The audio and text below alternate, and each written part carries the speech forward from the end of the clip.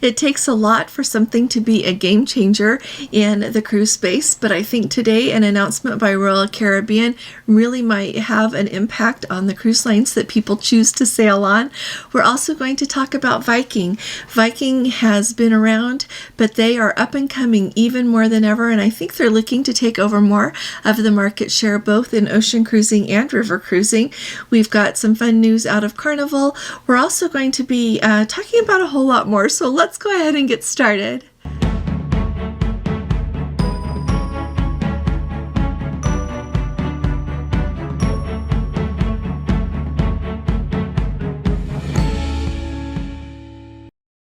Hi there, this is Allison with Let's Go Travel Tips, and today is Thursday. It is May 30th of 2024, and let's start at the top talking about what I opened with from Royal Caribbean.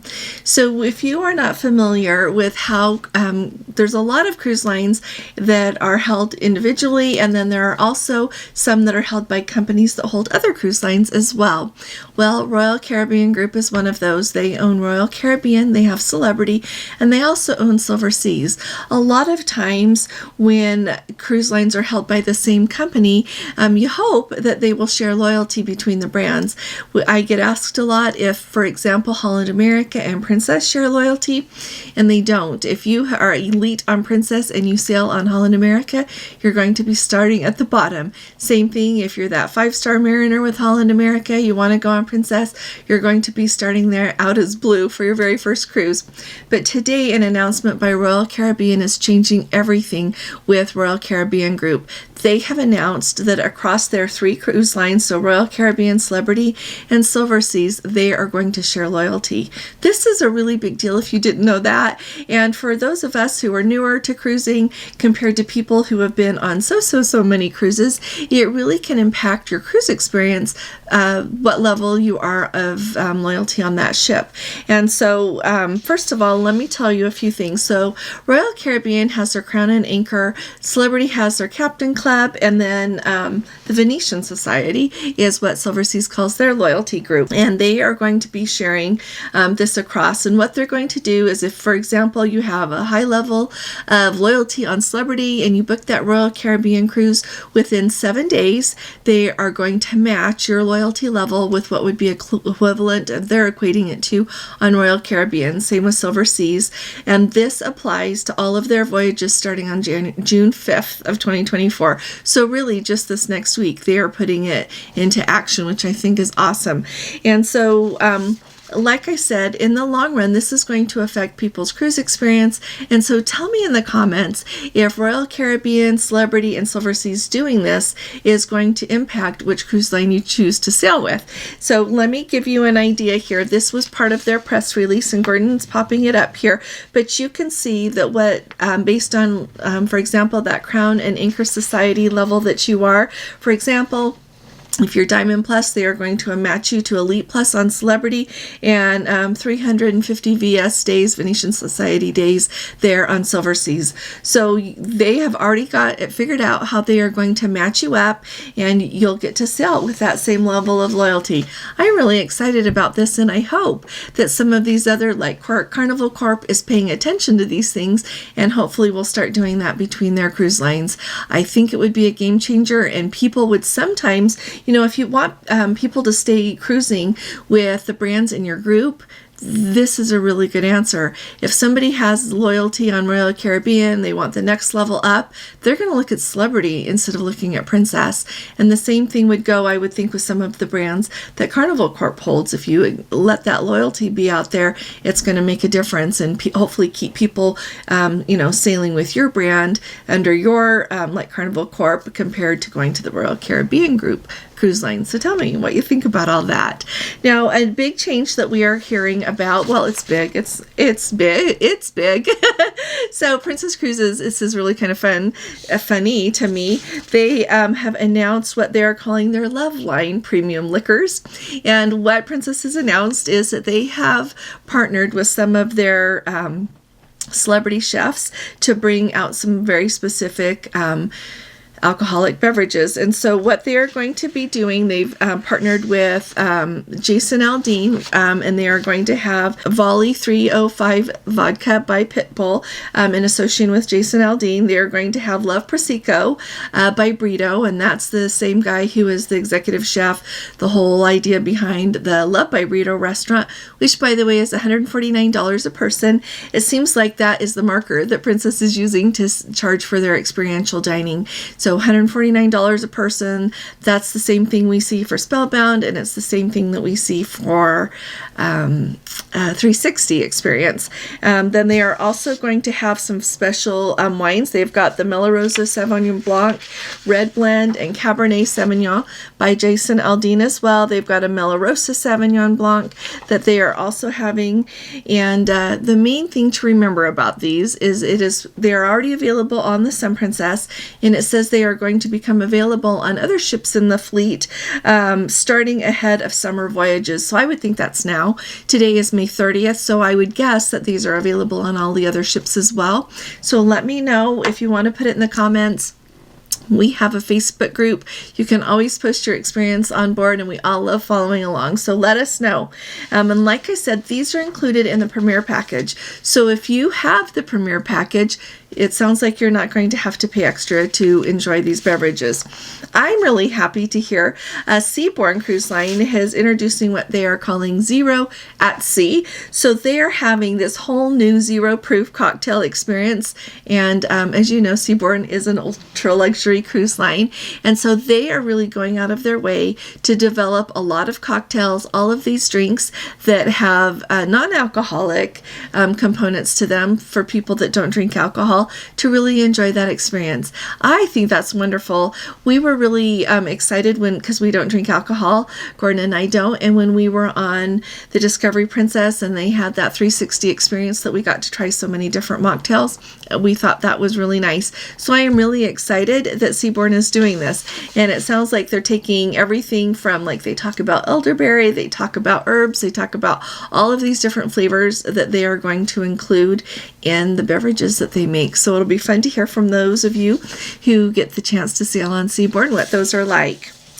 Now, it's kind of fun to know that the Carnival Legend is just finishing her dry dock over in Marseille, France, and she is going to be sailing there in Europe this summer. The reason that I'm telling you this is because I think it's really important that we all pay attention and know that based on what our budget looks like and what experience we want on board, we really can navigate the cruise lines that are out there and choose what will work best for us.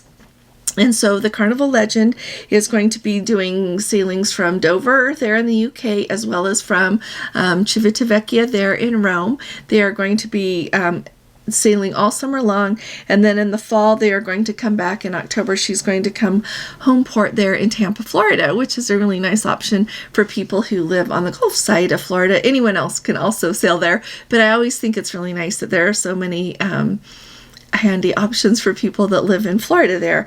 Just wanted to let you know that during the time the Carnival Legend has been in dry dock, they have done a lot of changes. They have rebranded and refreshed their steakhouse. It is now one of Carnival's Fahrenheit 555s. The casino has been expanded. They have redone their spa, and now it is called the Cloud 9 Spa and Fitness Center, which on other ships has turned out to be really popular. I've watched videos on it, and it seems like they do a really nice job there. And then finally they have refreshed the top deck, so they've got like a new mini golf course, and it seems like adults and children enjoy mini golf. They've got that, and the children's program area, Circle C, and Camp Ocean spaces have also been refreshed. So it'll be fun to hear from many of you who will be sailing on the Carnival Legend. The other thing that I wanted to tell you that Carnival does a really, really good job is they have the Heroes Tribute Bar and Lounge, and it was just outside of that I was able to do my life sailaways when I was on the Celebration in November. So I had the opportunity to walk through there several times, and they do a really good job. Carnival does love their veterans. They are actively involved in veterans associations there.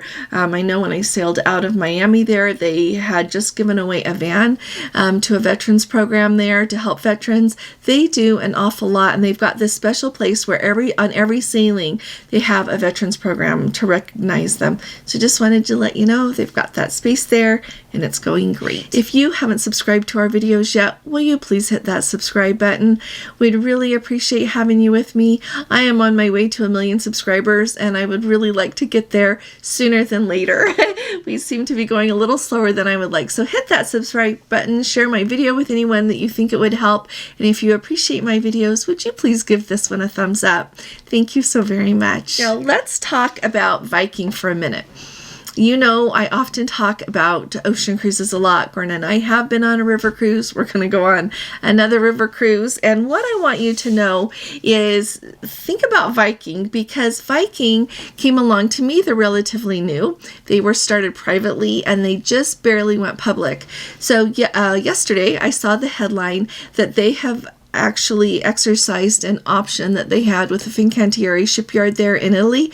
They exercised an option to have 2 more ships. And so with that option, let me tell you, in 2026, they're going to have 2 new ships. So in 2024, they're going to get another ship. In 2025, they're going to get another ship. In 2026, they're going to get 2 new ships. In 2027 and 2028, for now, they're going to get a new ship each one of those years. And in 2029, with the option that they have just barely exercised, they're going to get 2 new ships as well. And those 2 ships that they are getting are ocean vessels. And so as Viking is very much known in the river cruise space, I think that they are going to become more and more known in the ocean cruise space as well. They are on my, I told you that I'm trying Azamara. I'm going to try to get on Viking as soon as possible as well, because I'm really excited to try it, to show you about it, and to hopefully get to experience more, because they have a lot of really cool options that nobody else does. And so that, I think, sets them apart. Now, they also, since they are now a publicly held company, they have just released their first quarter earnings report for 2024, and there are a lot of, you can Google those reports and look at them. There are a lot of numbers there, but what really stood out to me the most are 2 things, and I think part of it goes with they are now being publicly held. I appreciate the Let's Go family member who helped me out. So they went public on May 1st, and they were offered first at $26 a share, and they are now at $30. So that's where we stand today. But along with that, in releasing the information, the thing that stood out to me a lot is the total revenue for the first quarter of 2024 was up by 14.2%. I think it's very notable that that was not because of pricing increases, but it was because an increase in the company's fleet size so they could accommodate more guests, as well as their occupancy rates were higher than they were in 2023. And so I think that's very, very important to know, that the revenue is up, and it's not just from price increases, because price increases, you know, if they have to go down a little bit as anything changes in the market, you don't want all your revenue just tied to that. It's good that it's because they are sailing more guests. Another thing that really stood out to me about Viking is as of March 31st, the company has $1.7 billion in cash and cash equivalents, which does not include the proceeds from their IPO from when they went public. So they are clearly sitting on a lot of cash, and I would think that they have grand plans for that. When I think of other companies that sit on a lot of cash, I think of Apple a lot. So tell me who you think of. And let me know what you think about Viking. Let me know if you want to try Viking, if you have sailed on Viking, and what you enjoy most and what you're looking for. Do let me know what other cruise lines you think should be on my list of cruise lines that I need to try sooner than later. There are a lot of cruise lines out there, and it all takes time and money. So let me know what you think should be on my list. I really appreciate you all being here with me today. I look forward to seeing you all here again tomorrow, and I'll be talking to you all again really soon. You all take really good care. God bless you. Love you. Bye-bye.